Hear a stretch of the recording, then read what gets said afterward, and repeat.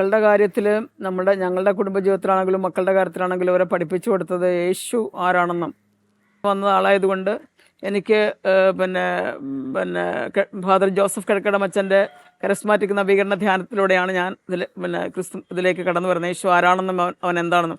പക്ഷേ യേശു ആരാണെന്ന് അറിഞ്ഞപ്പോഴത്തേക്ക് നേരത്തെ ഉണ്ടായിരുന്ന ഒരുപാട് സ്വഭാവങ്ങളിൽ നിന്ന് മറ്റുള്ളവരുടെ വിദ്വേഷവും വെറുപ്പും അസ്വസ്ഥയൊക്കെ അതിൽ നിന്നെല്ലാം വ്യത്യസ്തമായി ശ്രമിക്കുന്ന സ്നേഹത്തെക്കുറിച്ചുള്ള യേശുവിനെയാണ് ഞാൻ പരിചയപ്പെട്ടത്. അതുകൊണ്ട് തന്നെ വളരെ ആത്മാർത്ഥമായിട്ട് പ്രാർത്ഥിക്കുവാൻ, യേശുവിനെ മാത്രം മുറുകെ പിടിച്ചുകൊണ്ട് ജീവിതം മുന്നോട്ട് കൊണ്ടുപോകാനായിട്ട് എല്ലാ പ്രതികൂല സാഹചര്യങ്ങളിലും അവൻ മാത്രമാണ് ഏകരക്ഷകൻ എന്നുള്ള വിശ്വാസവും ബോധ്യവും ഈ കുഞ്ഞുങ്ങൾക്ക് കൊടുത്തത് കൊണ്ടും ഇവർക്ക് വേണ്ടി ധാരാളം പ്രാർത്ഥിച്ചിട്ടുണ്ട്.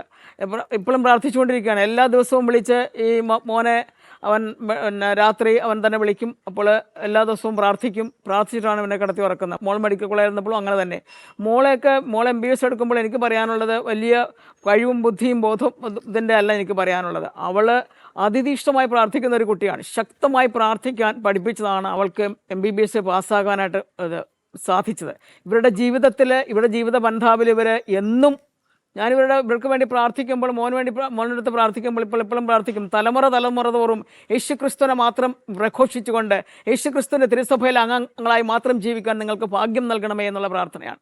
അല്ലാതെ മോൻ IAS കിട്ടിയതോ അല്ലെങ്കിൽ ഇവർ ഡോക്ടേഴ്സ് ആയതോ ഒന്നുമല്ല. എനിക്ക് പറയാനുള്ള ഏക കാര്യം, ഏകരക്ഷകനായ യേശുവിൽ വിശ്വസിച്ചത് കൊണ്ടും അവനോട് പ്രാർത്ഥിച്ചത് കൊണ്ടും അവനിൽ ആശ്രയിച്ചത് കൊണ്ടും മാത്രമാണ് ജീവിതത്തിൽ ഇവർക്ക് എന്തെങ്കിലും ഭൗതിക നേട്ടങ്ങൾ ഉണ്ടായിട്ടുണ്ടെങ്കിൽ അതെല്ലാം അവർക്ക് വലിയ നേട്ടങ്ങൾ ഉണ്ടായി.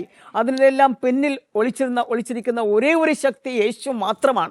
അവനോട് പ്രാർത്ഥിച്ചത് കൊണ്ടും അവൻ ആരാണെന്നും അവൻ്റെ മഹത്വം എന്താണെന്നും ഇവരെ പഠിപ്പിച്ചിട്ടുണ്ട്. ഇവരുടെ ജീവിത വഴികളിൽ ഇവർ വീണു പോകേണ്ട ആവശ്യമില്ല. ഇവർ വീണു പോയാൽ മുറുകെ പിടിക്കാൻ ഒരാളുണ്ട്. മോൻ തന്നെ പലപ്പോഴും പറഞ്ഞിട്ടുണ്ട്, അമ്മയും പപ്പായും ഒക്കെ ഒരുപാട് വിഷമിച്ച് ജീവിച്ച സാഹചര്യങ്ങൾ, അപ്പോൾ നിങ്ങൾ എങ്ങനെയാണ് യേശുവിനെ ആശ്രയിച്ചെന്നുള്ള വലിയ ബോധ്യമുണ്ടെന്ന്. ഇവിടെ വന്നിരിക്കുന്ന ഏത് കുട്ടികൾക്കാണ് നമ്മുടെ മക്കൾക്ക് കൊടുത്തിരിക്കുന്ന ഒരൊറ്റ കാര്യം ഇത് മാത്രമേ ഉള്ളൂ: നിങ്ങൾ പ്രാർത്ഥിക്കണം, നിങ്ങൾ യേശു. അതുകൊണ്ട് നിങ്ങൾ മറ്റുള്ളവരോട് നന്മ ചെയ്യുവാൻ നിങ്ങൾ പഠിച്ചിരിക്കണം. ഈവൻ IAS എക്സാം എഴുതാൻ പോയതിന് മുമ്പ് ഞാൻ പറഞ്ഞത്, മോനെ ബൈബിൾ എല്ലാം പുതിയ നിയമവും പഴയ നിയമവും ഒന്ന് വായിച്ചു തീർത്തിട്ടേ മോൻ കയറാവുള്ളൂ.